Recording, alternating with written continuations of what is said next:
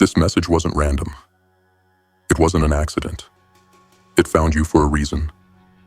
Because you've been drifting too close to the edge of forgetting who you are. And before you slipped any further, life sent you this warning disguised as a whisper, a reminder, a call back to the path you were born to walk, but keep wandering away from, because you've been drowning in noise. There comes a point in every life where the chaos becomes unbearable, not because the world suddenly changed, but because you finally became quiet enough inside to notice how loud everything else has become. Notifications, opinions, obligations, screens flashing like weapons, demands screaming for your attention, distractions drilled into your brain until you forget what your own thoughts even sound like. You're not imagining it. You are living in a war zone where everything fights to control your mind. And in the middle of that war, something inside you, something quiet, something ancient, begins to rise. A trembling spark, a pulse, a feeling like a single drop of pure potential falling into a still, forgotten pool deep within you. And that drop begins to ripple. It is the first sign of life after a long drought. It is the first breath after holding yourself underwater for far too long. It is the beginning of the flood that will wash away everything that no longer belongs in your story. This moment you're in, don't underestimate it. It's not just a phase. It's not coincidence. It's not random. It is the turning point. The moment your inner reservoir begins to overflow. You can feel it, can't you? That strange excitement when you imagine who you could become if you stopped giving your energy to the wrong things. That subtle ache in your chest when you think about the dreams you abandoned. Not because you lacked talent, but because the world stole your attention before you could protect it. Inside you is a power that is not meant for chaos. It is not meant to be wasted on everyone else's noise. It is not meant to fuel distractions, arguments, comparisons, or meaningless loops of entertainment designed to keep you numb. Your power was meant for creation, for expression, for building something only you can build, for turning the energy inside you into something that lives, breathes, and changes the world around you. But creativity doesn't march into your life fully armored. It doesn't break down your door. It doesn't scream for your attention. It whispers. It flows. It returns in moments of silence. When the mind isn't crowded and the heart isn't suffocating under noise. That is why the calling feels faint right now. Not because it's weak, but because you've spent too long drowning it out. Where excitement used to live, exhaustion lives now. Where inspiration once sparked, apathy has settled like dust. Where your inner fire once raged, there is only a faint glow under the ashes. But hear this clearly. The glow is still there. And a single breath of intention can ignite it again. You don't need permission. You don't need a perfect moment. You don't need to be ready. You need silence. You need stillness. You need to reclaim the mental space the world has stolen from you. Because the truth is brutal and simple. You cannot create from a mind that is constantly reacting. You cannot follow your path if you never step off the battlefield of distraction long enough to remember that you even have one. You cannot pour energy into your craft if every drop is drained by noise, obligation, and chaos. You need to retreat, not as a coward, but as a strategist. Every warrior knows the most important battles are won in shadows, not in crowds. The strongest attacks come after long moments of quiet preparation. The most powerful creations are born in silence, where no one is watching. This is where you belong now. This is your season of withdrawal, of cleansing, of letting your inner reservoir fill until it overflows with new visions, new ideas, new purpose. You must learn to step away, to sit with yourself without reaching for a screen, to let your mind settle like calm water, to let your excitement return slowly, naturally, like a tide rising after being pulled away for too long. In this silence, creativity begins to bloom again, not forced, not rushed, but rising gently, filling you with a purity you haven't felt in years. Suddenly, the things that excite you begin to matter again. Suddenly, the ideas you abandoned come knocking like old friends. Suddenly, your profession, your craft, your art, the things that once felt like distant dreams, begin to whisper your name again. This is the flood building inside you. This is the return of passion. This is the rebirth of direction. But understand this: you cannot embrace your path until you abandon the noise that's been stealing it from you. You must rest. You must recharge. You must reflect. You must step outside the madness long enough to hear your own heartbeat again. Because when you do, a transformation begins. You will feel a pull toward the work you were meant to do.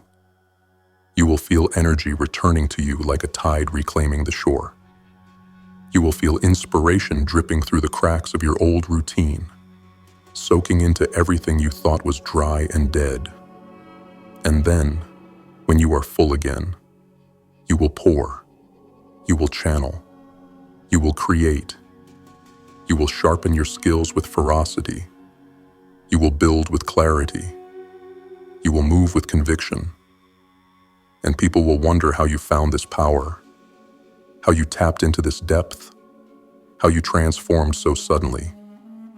They will not understand that your strength didn't come from doing more. It came from choosing less. It came from choosing silence over noise, intention over chaos, creation over distraction.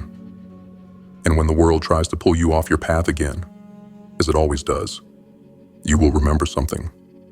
Excitement is a compass. What awakens your spirit is not random. It is the map to your purpose. Follow it. Feed it. Withdraw when needed. Create when called. Return to silence, then rise again. This message didn't find you by accident. You were meant to hear it. You were meant to wake up. You were meant to return to your path.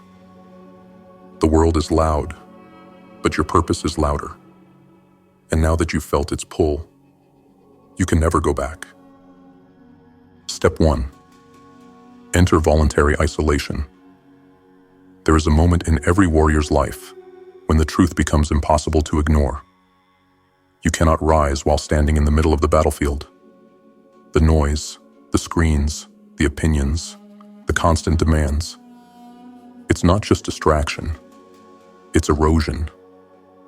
It wears down your willpower grain by grain until you mistake exhaustion for failure and numbness for peace.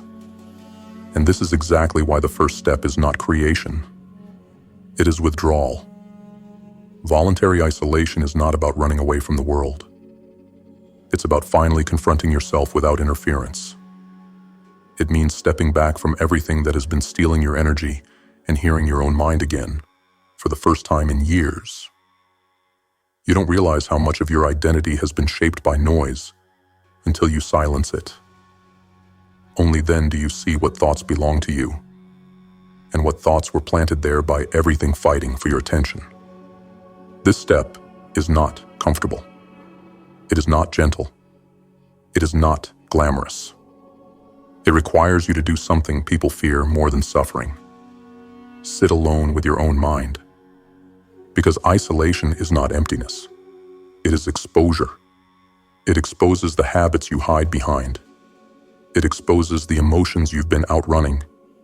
It exposes the truth you've been too distracted to face. But within that exposure is your awakening. In the silence, your nervous system begins to settle. Your thoughts slow enough for you to actually see them.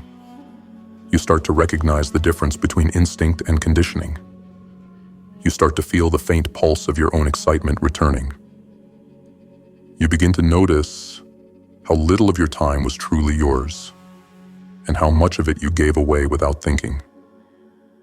Voluntary isolation means creating sacred pockets of stillness, not disappearing from your responsibilities.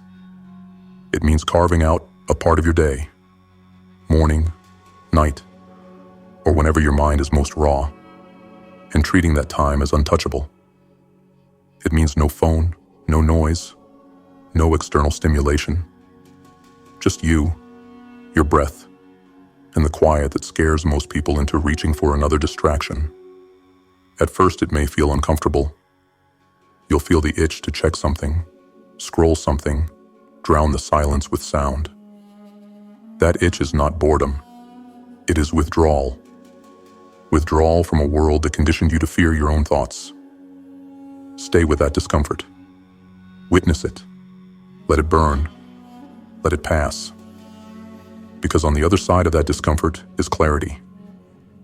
In isolation, your attention begins to repair itself. Your creativity stops being suffocated and starts being fed. Your intuition grows louder. Your passion begins to surface like embers that never fully died. And clarity is only born when the mind stops reacting. That is why this step is not optional. It is foundational. When you enter voluntary isolation, you reclaim the throne of your inner world. You regain the authority over your own focus. You stop letting the world dictate the direction of your life. This step teaches you a truth most people will never accept. You cannot create a new life using the same environment that destroyed the old one. To rise, you must step back. To awaken, you must go quiet. To create, you must empty yourself first.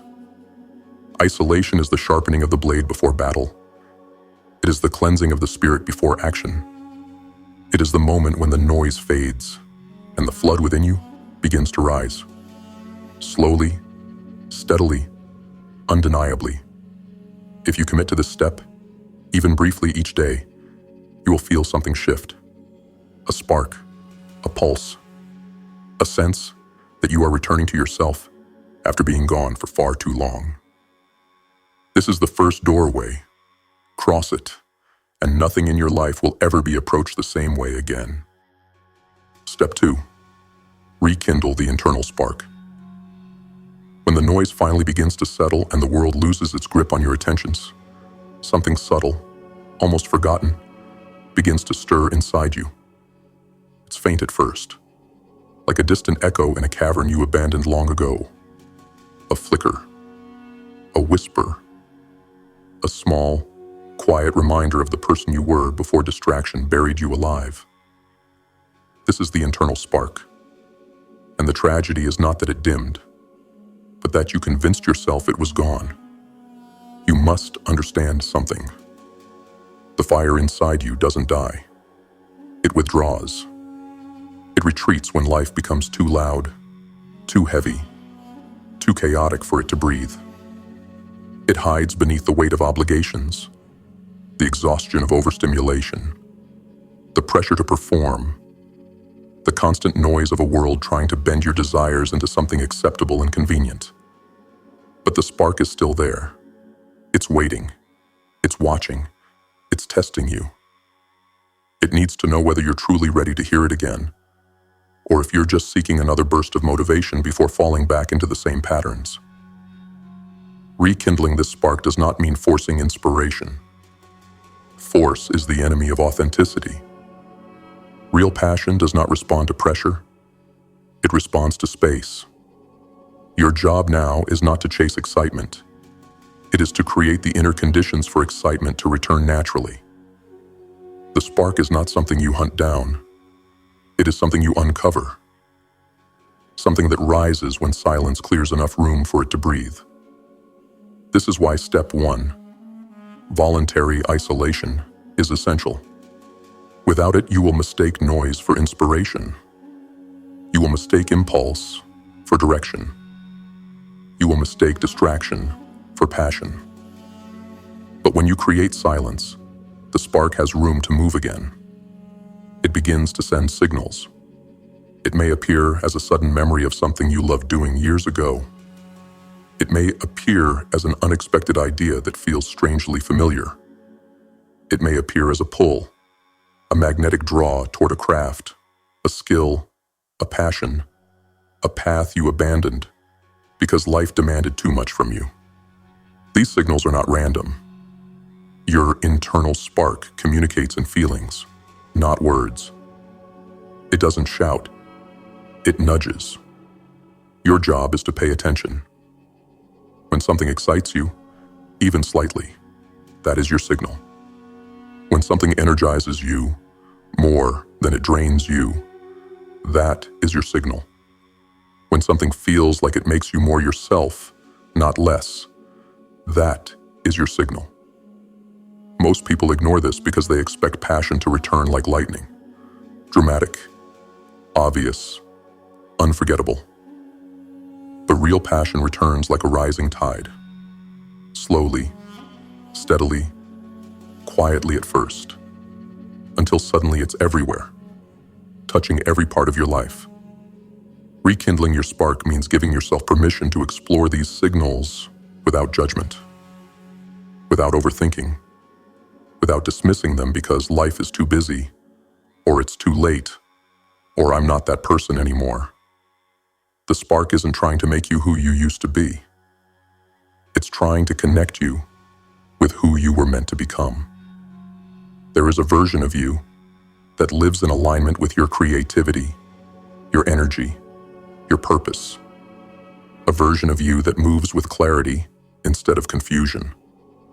A version of you that channels passion into discipline, inspiration into action, and excitement into momentum. That version of you is calling, and the spark is the doorway. To rekindle the internal spark, you must learn to observe yourself without expectation.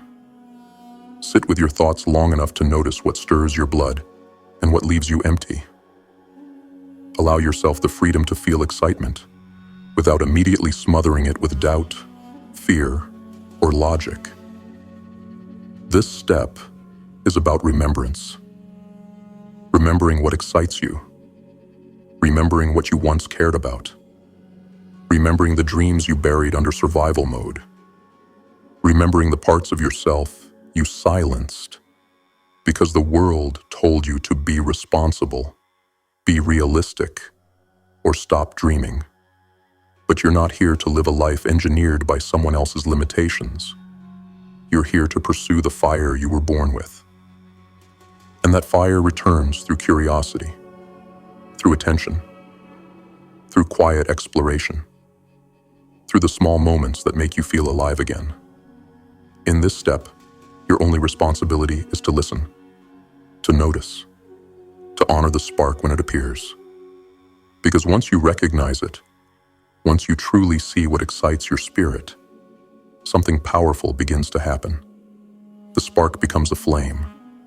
The flame becomes a fire. And the fire becomes a force capable of reshaping your entire life. This is the moment passion reawakens. This is the moment direction returns. This is the moment your internal reservoir begins to overflow. Rekindle the spark, and you will never move through life the same way again. Step 3. Rebuild your creative flow with discipline. Once the internal spark begins to rise, you enter a dangerous crossroads, one where most people fail. The spark feels good. It feels alive. It feels like change. But without discipline, it burns bright for a moment, and then dies quietly, leaving you wondering why nothing in your life ever truly moves forward. This step separates those who dream from those who build, those who feel from those who create, those who wait for inspiration from those who turn inspiration into power. It's time to rebuild your creative flow, and that requires discipline. Not the kind that feels rigid or forced, but the kind that gives structure to your energy and direction to your passion.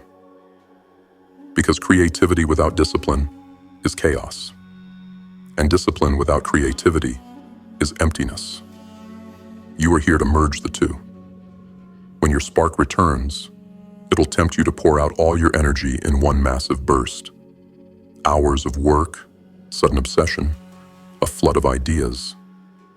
And while that intensity feels powerful, it is also fragile. It burns fast. It burns hot. It burns out. This step teaches you something most people never learn.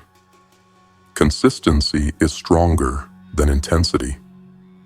To rebuild your creative flow, you must create a ritual, something sacred, intentional, and grounded in repetition. A time each day where you show up for your craft, your profession, your art, regardless of how you feel. Not because discipline is punishment, but because discipline is the container that protects your genius. The world has conditioned you to believe that creativity is a mood, a random occurrence, a lightning strike from the heavens. But creativity is a muscle, a frequency, a channel. And the more you activate it, the stronger it becomes. This is why disciplined creators seem like they have endless ideas. Their consistency keeps the channel open. You are rebuilding that channel now. At first, your discipline should be small, predictable, sustainable. 10 minutes, 15 minutes, half an hour, whatever amount of time you can commit to without breaking. This isn't about proving your strength. It's about rebuilding trust in yourself. Every day you show up, even briefly, you send a message to your subconscious. We are serious now. And your subconscious responds. It rewards consistency with clarity. It rewards repetition with deeper ideas. It rewards devotion with breakthroughs. Soon, something shifts. What once felt like a chore becomes a rhythm. What once felt like effort becomes flow. What once felt like discipline becomes identity. This is the transition every warrior of purpose makes. The shift from doing the work to becoming the work. Do not underestimate the power of daily practice. It sharpens your skill. It strengthens your focus. It clarifies your direction. It transforms your spark into a roaring fire. But with this discipline comes another challenge: the need to detach from external validation. When you begin creating again, your mind will be tempted to look outward. Does this look good? Will people care? Will it succeed? This obsession kills flow. Your creativity does not belong to the world yet. It belongs to you. It is a private ritual first, a public offering later. For now, your work is between you and your potential, between you and the part of yourself that refuses to settle for a life of quiet frustration, between you and the inner force trying to reshape your destiny. Protect this space fiercely. Treat your creative time as non-negotiable. It is the forge where identity is reforged. And understand, discipline is not about controlling the outcome. It is about controlling your input. You cannot dictate how people react. You cannot dictate how quickly results appear. But you can dictate your consistency. And consistency is what builds empires out of ordinary days. Rebuilding your creative flow means showing up when you're inspired, and especially when you're not. It means honoring your craft, even when the world tries to drown you in noise again. It means refusing the lie that you must feel ready before you begin. You don't wait for the perfect moment. You create the moment by beginning. Over time, your discipline becomes a force greater than motivation. Motivation fades. Discipline endures. And when discipline and passion merge, something unstoppable awakens within you. Ideas flow naturally. Energy becomes effortless. Momentum builds like a rising tide. Your craft becomes an extension of your identity, not a task on your checklist. This step is where transformation becomes visible. This is where your work deepens. This is where your path stabilizes. This is where your spark is no longer fragile, but forged into something that cannot be extinguished. Rebuild your creative flow, and you rebuild yourself. And once you do, the world will no longer recognize you, but you will finally recognize yourself. Step 4. Protect your attention like a weapon. By the time you reach this step, you've already tasted the power of clarity. You've felt your spark returning. You've rebuilt the early foundation of a disciplined creative flow. But now you face the greatest threat of all, the enemy that has defeated billions and will continue to defeat billions more. Distraction. If you do not learn to protect your attention, everything you've built so far will collapse. Not from weakness, not from lack of desire, but from fragmentation. The world we live in is engineered, scientifically, strategically, ruthlessly, to steal your focus, to drain your mental energy before you can use it, to scatter your mind so thoroughly that you forget how powerful you actually are. Every app, every platform, every notification, every algorithm is designed to turn your attention into someone else's profit. This is not paranoia. This is war. And in war, the weapon you must guard with your life is not your strength. It is your focus. Your attention is the sharpest blade you possess. With it, you can carve a future. Without it, you are carved by the future of others. Distraction is not harmless. Distraction is not accidental. Distraction is the silent assassin of ambition. It doesn't show up as an attack. It shows up as an escape. A quick scroll, a harmless video, a meaningless conversation, a moment of checking something, and suddenly an hour is gone. Then a day, then a year, then a life. People don't lose their potential in one catastrophic event. They lose it in 1,000 tiny leaks. This step forces you to face the truth. Your attention is being hunted, and if you do not defend it, you will never rise. Protecting your attention begins with awareness. When you notice the subtle pull toward distraction, you must see it for what it truly is. A trap, a drain, a siphon. Something designed to break your momentum and return you to mediocrity. You must develop the instinct of a warrior, someone who knows that even the smallest opening can cost them everything. The most dangerous distractions are not the loud ones. They are the small, clever ones that feel justified. I worked hard today. I deserve this break. I'll check this one message. I'm too tired to focus right now. These whispers are poison. They disguise themselves as self-care, fairness, logic. But your mind knows the truth. Every time you surrender your focus, you weaken the identity you're trying to build. Protecting your attention requires boundaries, a concept most people fear because it demands confrontation with your own habits. But boundaries are not restrictions. They are fortifications. They are shields. They are walls built around your purpose. You must build systems that eliminate temptation instead of relying on willpower alone. Turn off notifications. Remove toxic apps. Set time limits. Create work blocks. Design your environment so your default behavior becomes productive, not reactive. Willpower is unreliable. Environment is undefeated. But protection goes beyond technology. It includes the people around you. There will be individuals in your life who drain your focus simply by existing near you. Those who thrive on chaos, gossip, complaining, or emotional instability. You must recognize these people for what they are, gravitational pulls away from your mission. This step doesn't require coldness, but it demands caution. Limit your exposure. Guard your time. Treat your attention as sacred. Because when you protect your attention, something remarkable happens. Your mind begins to sharpen. You think deeper. You create faster. You feel more grounded. You stop reacting to life and begin directing it.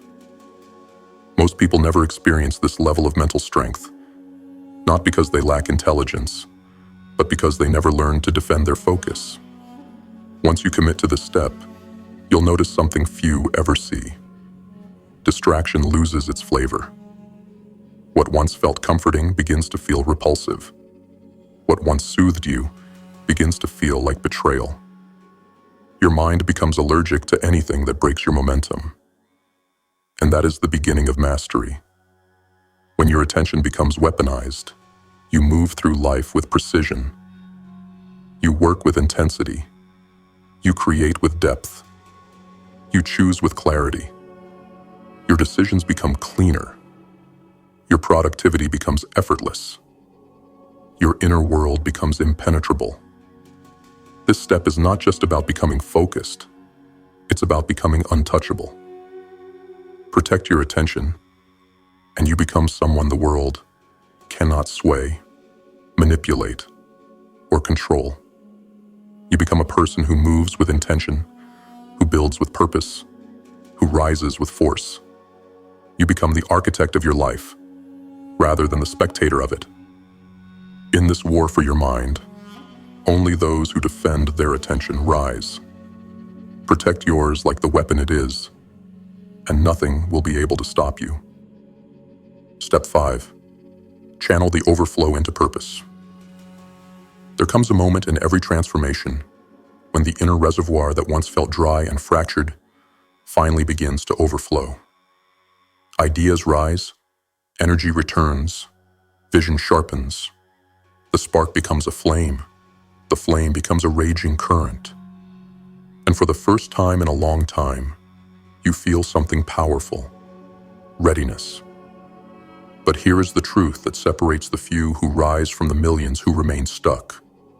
Overflow means nothing if you do not direct it. Power without direction collapses into chaos. Potential without structure dissolves into fantasy. This step, the final step, is the one that turns all your inner work into reality. It is where intention becomes action, where excitement becomes momentum, where clarity becomes creation, where your inner flood becomes a force that reshapes your entire life. Channeling the overflow is not about rushing into movement. It's about deliberate, strategic focus. You are not the same person who began this process. You are not reacting anymore. You are choosing. You are not wandering. You are aiming. You are not waiting to feel ready. You are moving because you become the kind of person who acts even when they aren't. This step requires precision. Not every idea deserves your attention. Not every burst of energy deserves expression. Not every path deserves pursuit. You must choose the one that aligns with who you are becoming, not who you used to be. Start with what excites you the most, not what impresses others.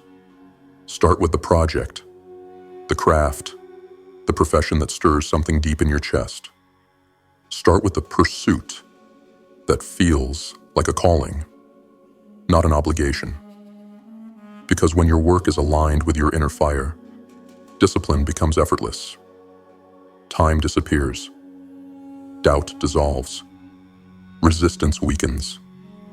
Channeling the overflow means taking your renewed energy and directing it into something real, something tangible, something that can grow. Your art, your business, your training, your craft, your mission, your improvement. The goal isn't perfection, it's forward movement. Your daily actions become conduits, pathways for the flood to flow through. A page written, a design completed, a session finished, a skill practiced, a plan executed, a decision made. Every action reinforces your identity. Every action strengthens the channel. Every action carves a deeper groove into the version of yourself you are building. This is where people will begin to notice the shift in you. They won't understand, how you suddenly became so focused, so committed, so unshakable. They will think it happened overnight, unaware of the silence, the discipline, the internal war you fought to reach this point. They will see the results, never the restructuring of your soul that came before it. But this step is not about proving anything to anyone. This is about claiming your path. This is about honoring the energy rising within you. This is about fulfilling the responsibility you hold to yourself. Your purpose is not something you find. It is something you build through repeated action. And every time you channel your energy into that purpose, you send a message to your subconscious. This is who we are now. This is what we do. This is where we're going. Over time, something miraculous happens.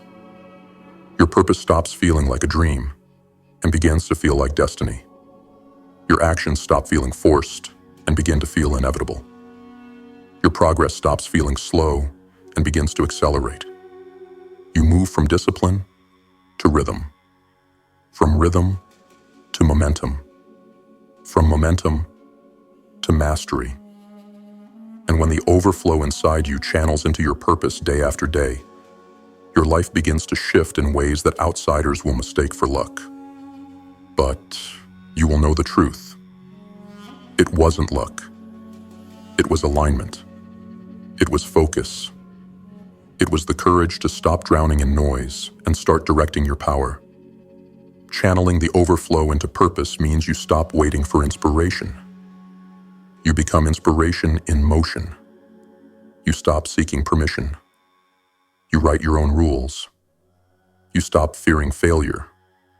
You understand that movement itself is victory. This step is the culmination of everything you've done so far. The silence, the spark, the discipline, the protection, all of it led here. You are no longer a passenger in your own life.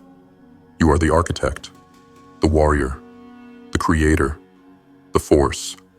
And now that the flood within you has risen, it is time to shape the world with it. You've walked through every stage of this transformation.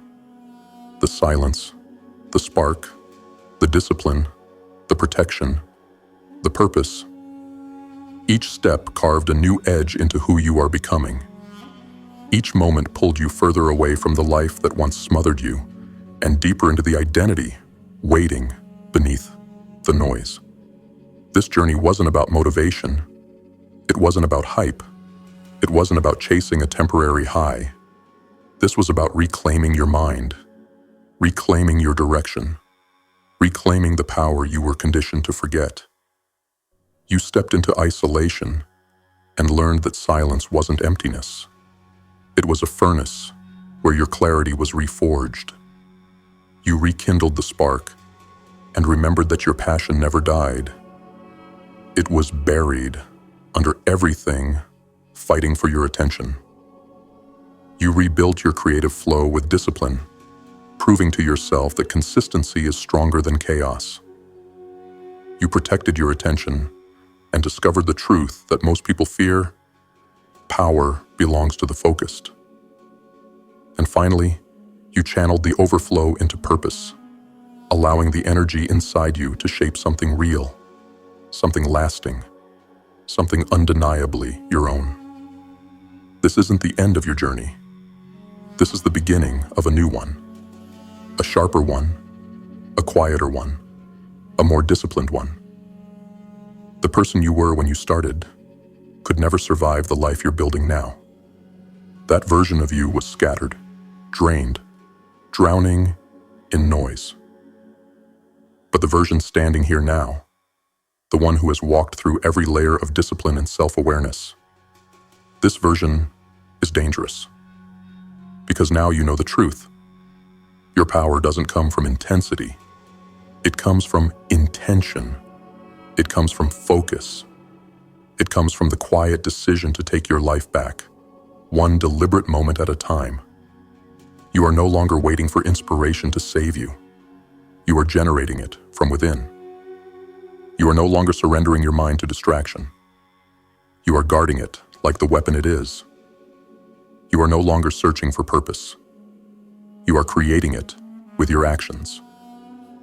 Remember this: the world will try to pull you back into noise. It will try to scatter you, overwhelm you, tempt you, and distract you.